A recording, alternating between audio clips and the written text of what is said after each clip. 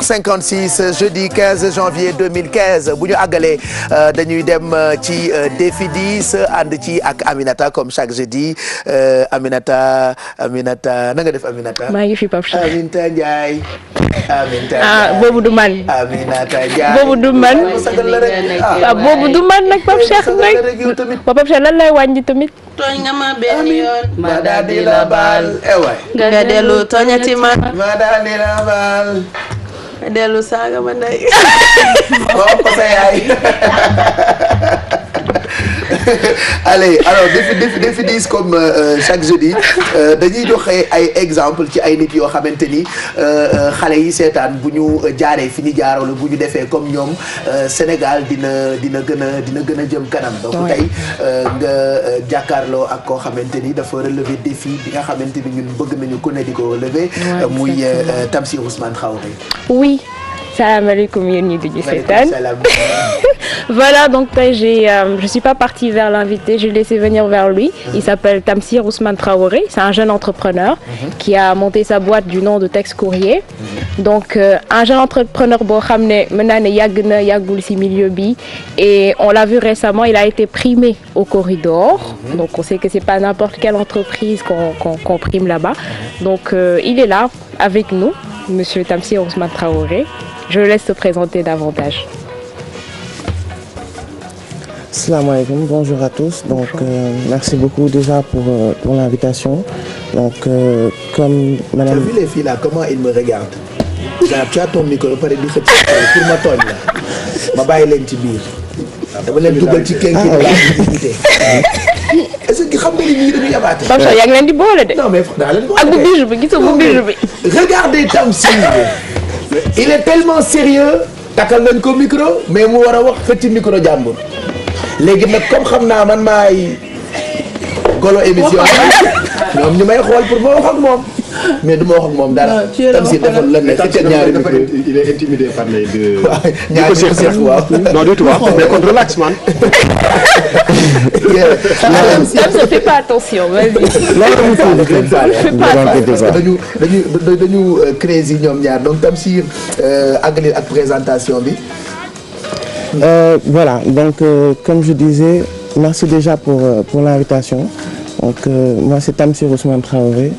Je suis à la tête de la société de courrier express qui s'appelle Texte Courrier, qui a été montée en 2010. Alors il faut dire que on est rentré dans le secteur du courrier, c'est pas forcément par hasard. Parce qu'après avoir fait mes études et être revenu au Sénégal, je suis revenu au niveau de du groupe familial qui depuis des décennies exerce dans tout ce qui est transport et logistique. Ah, d'accord, jot nga génn après ñëw quand même pour ce. Exactement. Donc juste après, moi je me suis lancé beaucoup plus dans le courrier express parce que c'était une niche qui était on peut dire morte. Aujourd'hui quand je parle de courrier, de poste, du secteur postal en général, les gens se disent qu'aujourd'hui on est passé à autre chose. C'est le milieu du high-tech où les gens sont beaucoup plus rapides que ça. Voilà. Mais les gens oublient que même ce milieu high-tech nécessite forcément un facteur de livraison, une expédition qui est faite aujourd'hui. Si tu dis que tu achètes sur Internet, à la fin, il y a forcément une livraison qui est faite. Donc c'est juste le besoin qui a changé. Donc on s'est dit pourquoi ne pas faire du courrier autrement, en intégrant les facteurs, en tout cas qui pour les Sénégalais semblent importants. Donc c'est dans ce sens où aujourd'hui on fait du courrier express international dans 244 pays.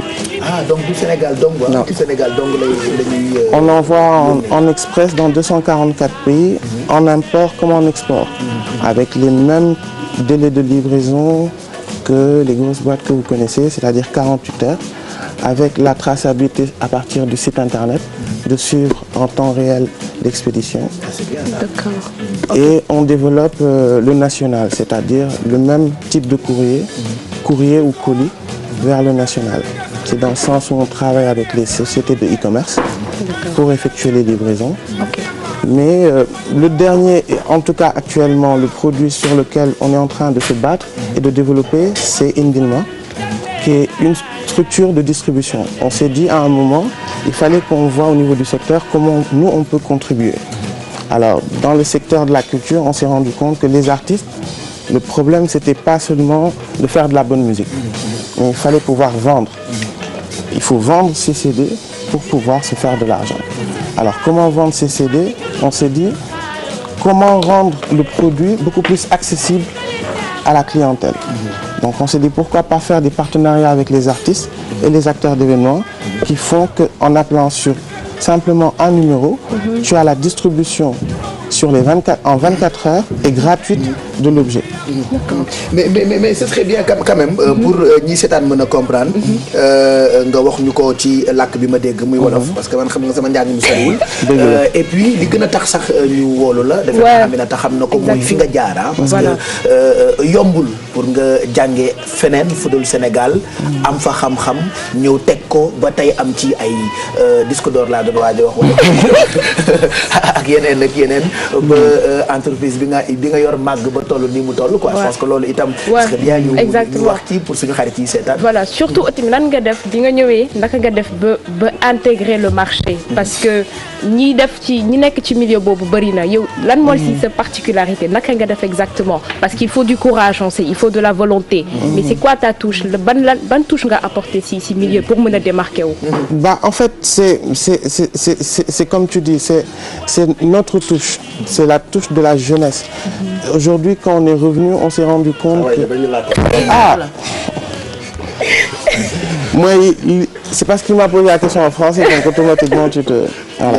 Donc, ba ñu ñibbisee li njëkk nekk mooy suñu acquis. Aujourd'hui, tey poste important wul. jaar bi c'est l'expérience bi ngay am ci liggéey boo munti def. Donc ñun ba ñu ñibbisee dañu ne li ñu mën a def rek mooy indi originalité indi innovation ba pare être patient gëm ne que ça va être un projet ci diir bu yàgg et qu'on accepte que sacrifice yooyu yëpp dinañ ko def et ba ñu commencé ak léegi ci loolu lañ nekk on a accepté def qualité di def de la qualité de se prioriser en tout cas ci qualité boobu et puis d'avancer pour faire que client bu nekk su déggee texte courrier wala su déggee indil ma kontaan wax ci et puis voilà le bouche à oreille. Voilà maintenant lan moo la motiver pour nga ñëw lan moo tax nga jóge fi nga nekkoon ñëw lan mooy sa motivation exactement lu tax nga ñëw. le fait que nga xam ne tôt ou tard da ngay ñibbisi c'est-à-dire que ñii di ñibbisi yëpp à un moment ils se disent j'aurais dû le faire plus tôt. Parce que tu ne gagnes rien là-bas. Loo fa mënti am da nga ko fay bàyyi. À la fin il y a un cut-off da ngay bàyyi ñibbisi et tu reconstruis. Donc mieux vaut très tôt nga ñibbisi reconstruire que de rester là-bas c'est du virtuel. du lu taxaw. Donc. Maintenant lan moo la en fait Corridor. naka nga def ba sa entreprise du moins naka la def ba ñu primé ko et qu'est-ce ban lan la def bi ñu la ne tu as été primé au Corridor. duñ ko jox ay moromam quoi. voilà justement peut-être c'est le travail parce que faut dire que ça il y a dafa am antécédent ci loolu mooy premier jour où nous ba ñu convier réunion MEDES on a dit ce qu'on faisait et ce jour-là c'est pas évident pour un jeune nga nekk ay patrons des gens qui n'ont pas le temps tu sois avec eux et qu'en 5 minutes tu dois y défendre ton projet alors on l'a fait et là je remercie le président Manick il a été très réceptif parce que daf ma ne tu es jeune tu es sénégalais tu peux le faire je lui fais oui il me fait demain on commence avec toi il avait du courrier qu'il a envoyé sur la France et il le suivait yàlla suturaal ñu ba le courrier a été livré le lendemain et depuis lors mu ne me voilà il me présente à des gens il me met dans des lignes et il sait qu'à chaque fois on parvient à relever les défis donc c'est ça qui l'a poussé mu gis le fait ñu fight à chaque fois qu'on se retrouve dans des pays yoo xam ne on n'imaginait même pas et qu'il voit que c'est toujours dans le cadre de texte courrier qu'il a vraiment qui s'est dit que il fallait montrer cet exemple aux jeunes et que voilà on allait primer texte courrier. Voilà mu ngoog en tout cas yow exemple nga on te félicite bon vent wala ñu ngi lay ñaanal pour affaire yi gën a jëm ca kanam yow tamit indi yaa ñu ko indi la kontaan nañu Aminata. Oui di ko wax tamit tout à l'heure je t'ai entendu dire les gens qui nous ont rejoints en 2015 pourquoi pas texte courrier. Ah oui pourquoi pas waaw. Merci. Mais bon j'ai remarqué que tey moom yéen ñaar da ngeen calme qu'est-ce qui se passe. dañuy yaru bàyyi leen foofu dañuy yaru voilà donc mu nekkoon défi 10 ak Aminata merci à Tamsir Ousmane Traoré qui a relevé ce défi bokk ci xale yi nga xamante ne fi mu toll tembe ñu ngi sigil quand même Sénégal yomb ou pas ñoom jom rek et puis loolu dañu koy bëgg du toog bitim réew rek àndandoo ak ñoom Sénégal itam daf leen soxla ku ci am fit te mën koo am loo fa acquérir ci expérience ñëwal nga bokk ko ak ñun loolu la ñu bëgg merci Aminata et à jeudi prochain. Inch'Allah.